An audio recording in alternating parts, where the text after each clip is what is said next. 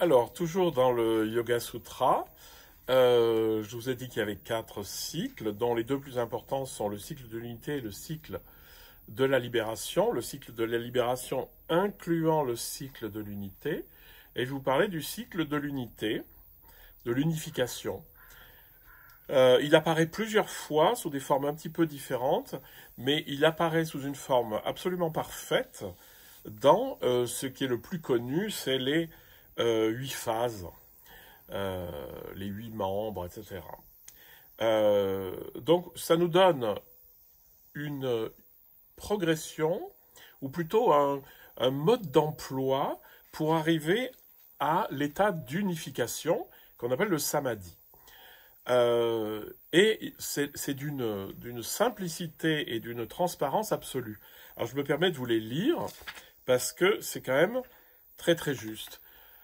La première chose importante dans la vie spirituelle, c'est de commencer par les attitudes extérieures, c'est-à-dire à travailler un peu sur les qualités extérieures, c'est-à-dire sur mon rapport au monde. Alors en fait, c'est la morale. La morale, c'est ce qui gère les rapports avec les autres. Donc les attitudes extérieures sont la non-violence, la vérité, l'honnêteté, la conduite parfaite, la non-avidité. Donc là, vous reconnaissez les qualités qui me permettent de vivre en société sans écrabouiller les autres et avec du respect. Donc la première chose, c'est ça sert à rien d'aller chercher l'éveil si on continue à être avide et à mépriser son voisin. Donc le deuxième chose, c'est les attitudes intérieures. Donc là, on a parlé de ma manière d'être au monde, mais je peux très bien avoir une manière très bienveillante d'être avec les gens et puis les mépriser complètement. Donc il faut que ce soit intérieur. Les attitudes intérieures sont la pureté, le calme intérieur, la pratique sérieuse, l'étude de soi, etc. Donc ça veut dire quoi? Ça veut dire, en moi, je vais changer ma manière de penser pour que ça devienne des attitudes intérieures paisibles qui vont dans le bon sens, on va dire. Et donc ça, c'est je gère ma vie extérieure, je gère ma vie intérieure. Donc mon état intérieur, si on parle de calme, c'est que quand même on va commencer à arrêter de faire tourner les hamsters, voir la vidéo sur les hamsters. Et donc là, on passe dans le vif du sujet, qui est la posture, asana. Et là, c'est intéressant parce que il n'y a que 2 mots. La posture doit être stable et le mot qui est là, il veut dire heureuse. Alors on traduit par confortable. La posture doit être stable et confortable, mais de dire que la posture doit être heureuse, je trouve ça très bien. Donc en fait, ce cycle de l'unité, il vous parle de méditation. Et donc il vous explique la posture. La posture, je suis assis, stable et confortable. Donc ça fait pas mal ni rien. Ensuite, on parle de la respiration, ce qui est la base de la méditation. La respiration comporte l'inspiration, l'expiration et la suspension, si on l'avait trouvé tout seul. Si on agit sur son rythme, son amplitude et sa quantité, on obtient un souffle allongé et léger. La respiration permet de calmer le mental. Ça, c'est ce que tout le monde dit, mais là, je trouve que c'est dit de manière très très simple.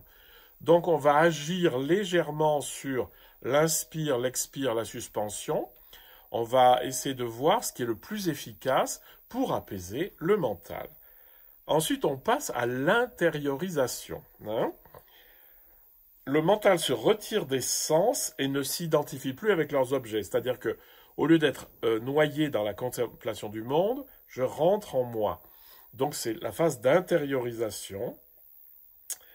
Je reviens vers mon état originel. Et alors, intéressant, alors les sens fonctionnent naturellement. C'est-à-dire que j'influe pas sur ma manière de voir le monde, mais je perçois le monde tel qu'il est. Ensuite, on passe vers les 3 derniers qui avaient été récupérés par le cycle des pouvoirs. L'attention. L'attention dirige le mental sur un objet, sur un espace particulier. Donc, c'est ce que je vous raconte tout le temps aussi, c'est on va canaliser l'attention et l'ouvrir pour que l'attention ne soit plus une espèce de machin qui virevolte et qui fait tourner les pensées. L'attention, la méditation stabilise cette attention dans le temps, le fait d'être posé assis stabilise mon attention. Voilà. Et le dernier, c'est l'unification. Apparaît lorsqu'il n'y a plus de distinction entre l'objet contemplé et le méditant.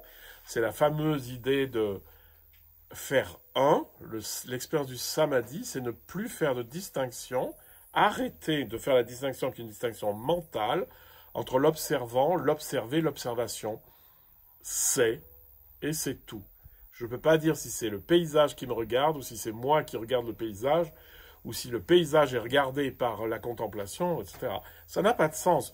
Je suis noyé dans la réalité, je ne réfléchis pas sur la réalité. Donc, le cycle de l'unité nous permet d'apaiser le mental et de faire un avec le monde qui m'entoure et avec moi-même. Donc, c'est pour ça que je l'ai appelé le cycle de l'unité.